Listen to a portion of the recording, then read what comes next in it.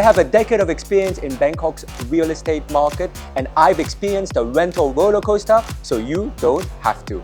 I like to compare renting like going to order food at a Thai food court without an English menu.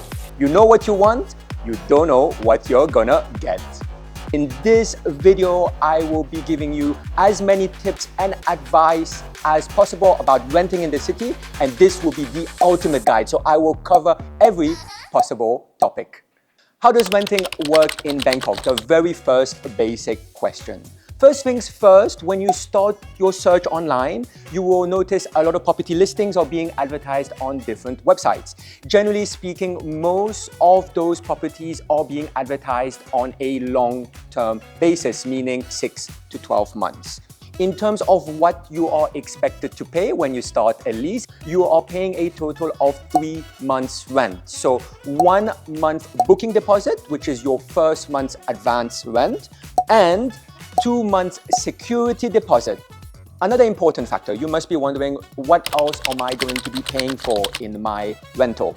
Obviously, you will be using electricity and water, so you would be paying for those two utility expenses. Internet, that is also at your expense. Now, just to give you a little bit of perspective how much these different expenses would be, a 1-bedroom condo in Bangkok, you would be expected to pay between 800 to 1,500 baht for the electricity. For the water, it is super cheap. You're expecting anywhere between 50 and 100 baht. Internet, depending on the speed of internet you sign up for, it's between 800 to 1,500 baht.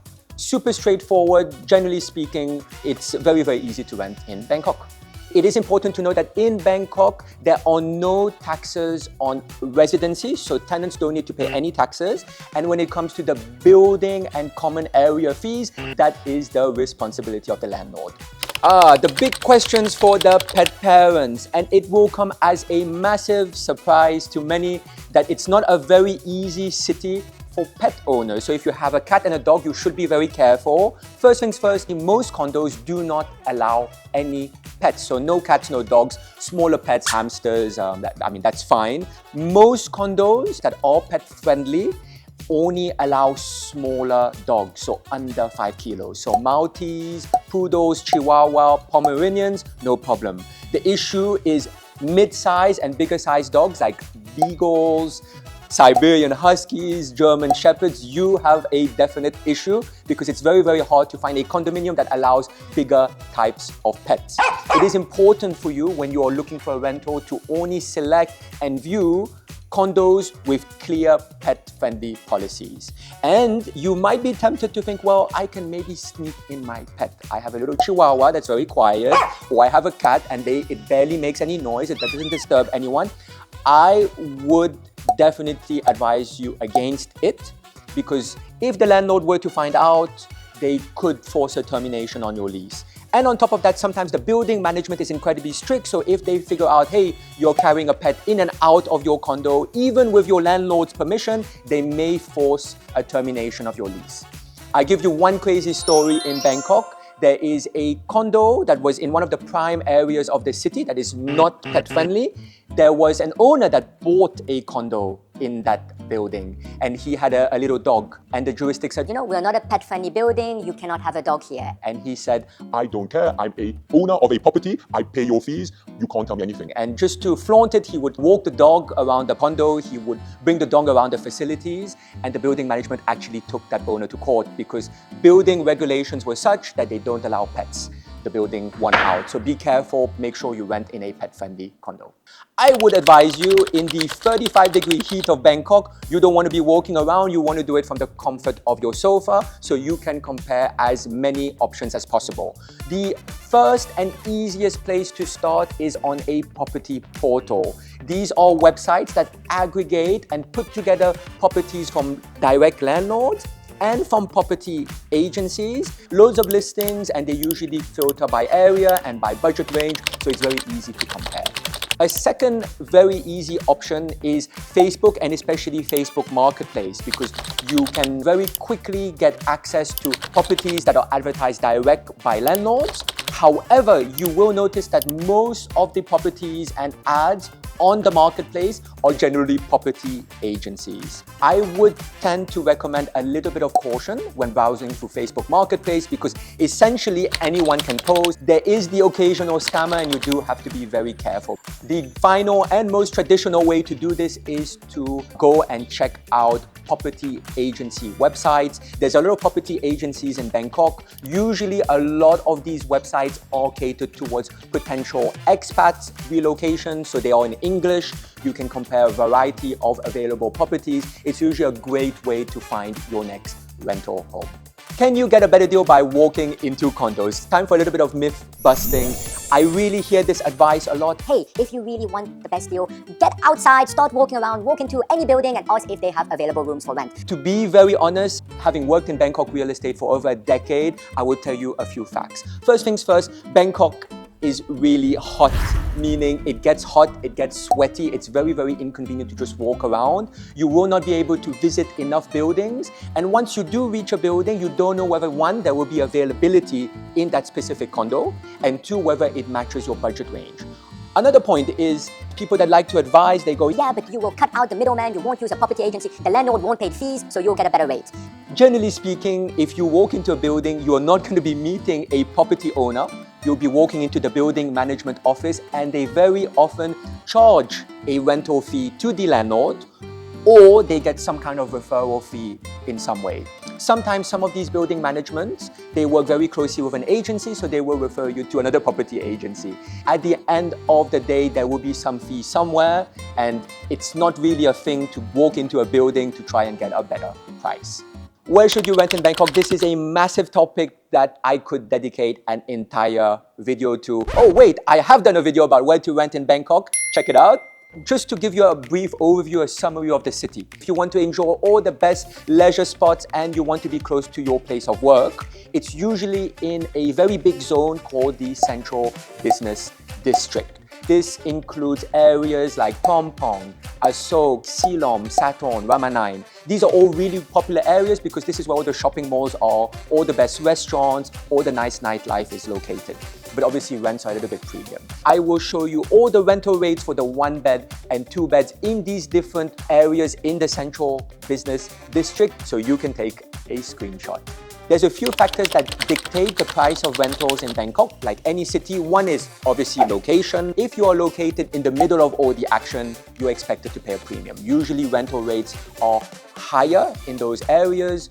Another very interesting factor about location. Generally speaking, the closer you are to a BTS or MRT station, the more expensive that condo or that house. The final factor, age of the development, so age of that condo. All the condos, usually condos that have been developed over 9 years, the facilities, the style, it's a bit older, a bit more dated. However, those buildings tend to offer a much larger layout. People that want a little bit more space at a more affordable price, look at the older buildings. If you want glitzy, glamorous, you want something absolutely brand new, you will most probably want something that was built in the last 5 years. Usually they offer amazing facilities. And the reason why they've got all these nice facilities is usually the units are a bit more compact. So this will be the compromise. Old condos or new condos, it's really up to you. When you are renting in Bangkok, the beauty of it is its diversity. You get to pick and mix depending on your budget requirement. If you are going to rent in Bangkok, you are most likely going to be engaging a property agency because one, it saves you time, and two, it's just so much easier to talk to someone and they just give you all the options and you get to compare them fast. One thing to point out, unlike certain countries, in Thailand, in Bangkok, there are no licenses to operate as a real estate agent. So you have to be very careful because the standards of service vary greatly between agencies. I would recommend you do a little bit of a reference check. Check out the website, check out their social media presence, what the content is like, how many followers they have. Finally, you can check out the reviews. Sometimes they would have Facebook reviews or Google My Business reviews. You can get a feel for whether this is an agency you can trust. One thing to point out, in Bangkok, there isn't really a standard of exclusive agency, especially for rentals. So a landlord will usually ask many property agencies to advertise for them. So if you are working with a property agency, I would limit myself to working with only 2 to maybe a maximum of 3 agencies, because most agents will most likely have similar properties and you don't want to have too much overlap, because this can create conflict and confusion. I notice it is a really popular topic, the fear of getting scammed in Bangkok. Unfortunately, it is a reality of any market, and it is a reality of an unregulated market. So the very first thing is reference check your property agent. Then make sure that if you are going to be transferring any kind of money, whether it's the booking deposit or the security deposit, make sure that there's a paper trail, meaning make sure it goes from bank account to bank account. So basically there is a proof of transaction. Make sure that when you transfer any money or pay any money, you receive a receipt. It is good to know who you are sending money to. Make sure you get an ID card or at least business documents of the person or the property agency you are transferring any money to. If you are going to be starting a lease, make sure that you have the landlord's ID. Make sure that you check the lease agreement, and make sure that you get a full inventory checklist. This is very important. Make sure that every single item in the condo is carefully itemized and there's a photo, because things can go missing, things can be omitted, and once you check out, people go, Where was that table? Where was the chair? and it turns out there was never a table or a chair. Finally, if you're going to be renting in a condo or in a house compound, when you start your rental term, you need to get registered with the building management. One, it's for health and safety. They have to record all the residents that live in the building in case of emergency or in case there's any issue. But secondly, if the building management allows you to register with them, it means that they got authority from the landlord to do so. So it's a little bit of a check. I got registered at the building management at the juristic office. Therefore, I am effectively renting directly with the landlord. You obviously want to get the best possible price. You want to save a little bit of money. In Bangkok, there's a very open policy when it comes to negotiation. There is a culture of asking for a better price. Be professional about it, be polite about it. Number one, a great way to get a good rental rate is one, push your personal profile. If you can somehow show proof of your income and you're a high earner, if you have a certain profile, for example, you have a very good position at a very big company, highlight it to your property agent or to your landlord. A lot of landlords will want the security of a good tenant to ensure that everything goes smoothly, and they will accept a lower price to have that.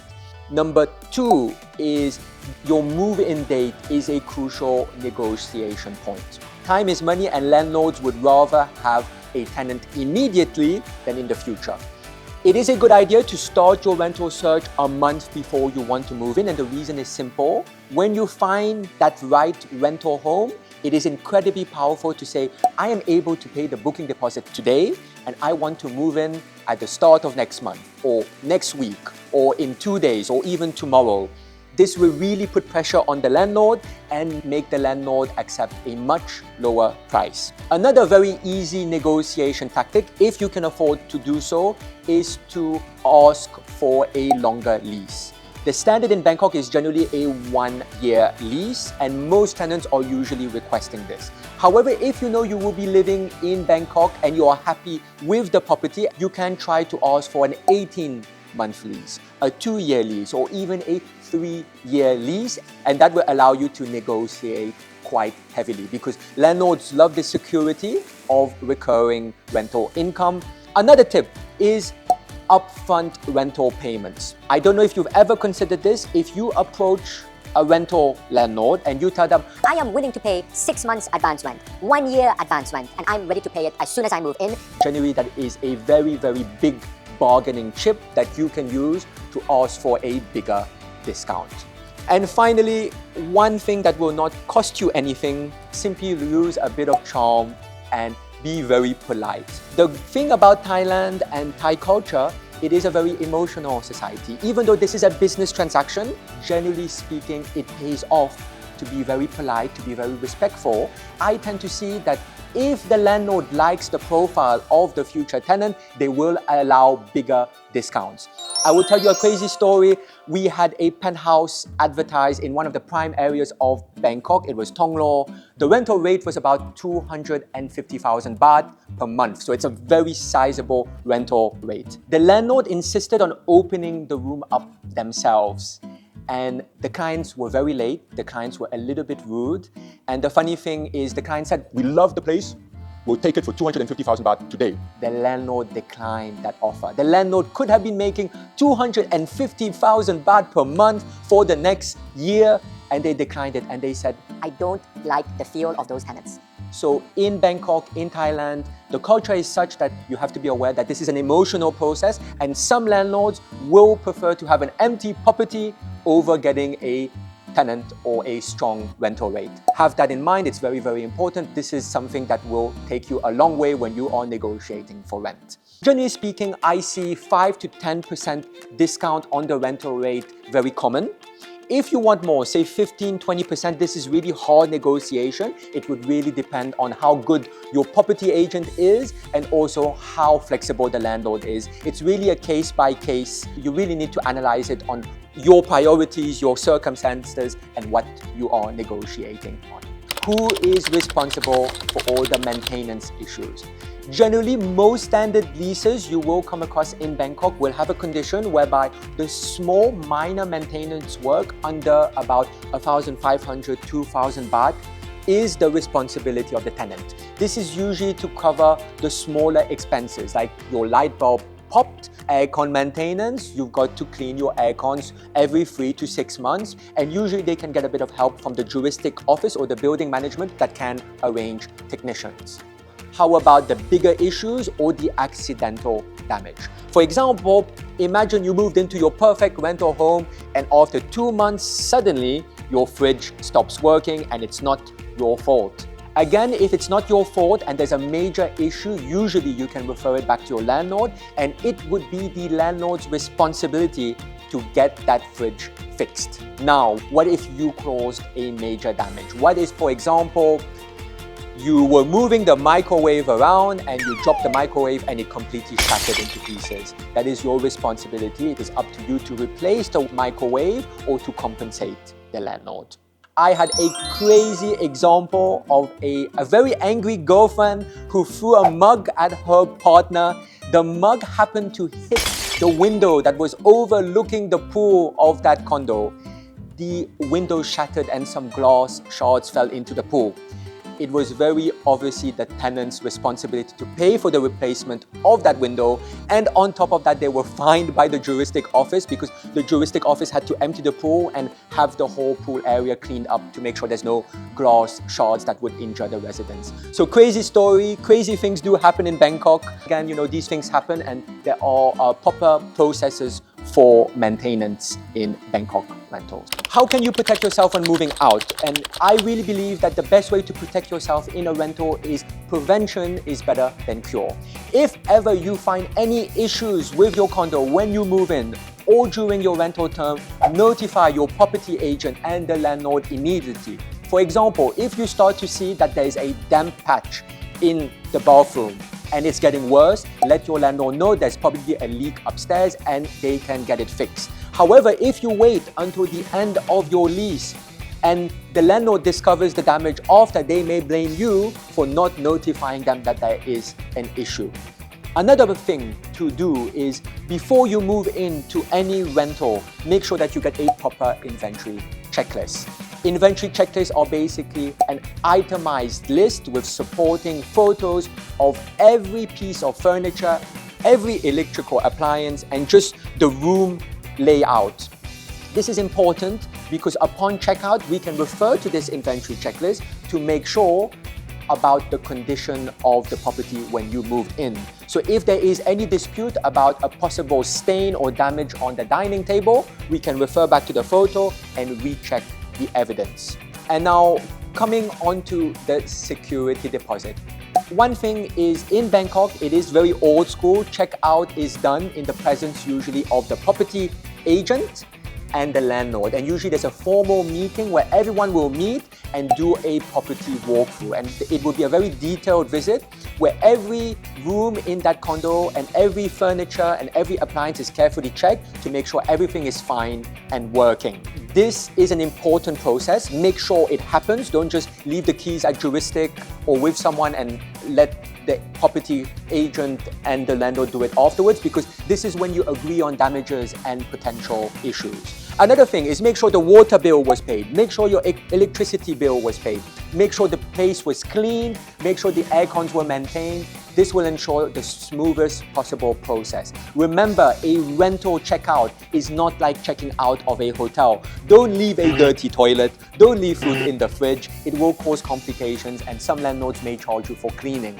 So if you want the best and smoothest possible checkout experience, make sure you follow these tips, and I can guarantee you, generally speaking, you get a security deposit refund within 15 to 30 days. That was a long guide, guys. I really congratulate you for making it to the end of my video. I'm so happy that you stuck all the way through. You deserve a mango sticky rice and a high five. Really, if you have any other questions, I know renting in Bangkok or moving to a new city can be quite daunting. So if you have any questions, let me know in the comment box below. If you have any potential video topics you want me to cover, let me know. I'm very happy to consider it, and maybe I'll cover that topic in my next video. Finally, I work with a big team of rental consultants and sales consultants. If you are looking to rent or buy in Bangkok, please do contact me. My contact details are in the description box below. Smash the like button, subscribe if you haven't yet. Thank you again for watching another episode of Pierre.listed.